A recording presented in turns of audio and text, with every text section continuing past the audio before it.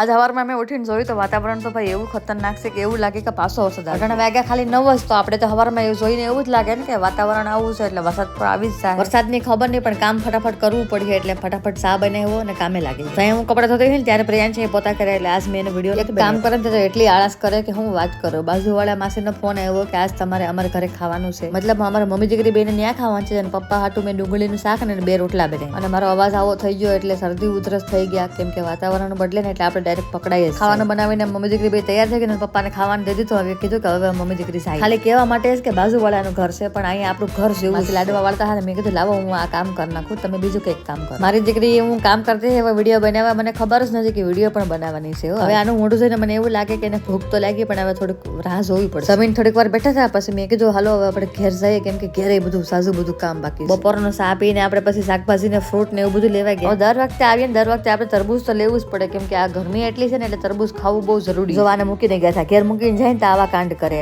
ગમે એવું મોઢે લગાડીને બેઠે હોય એટલે નાની છે તોય.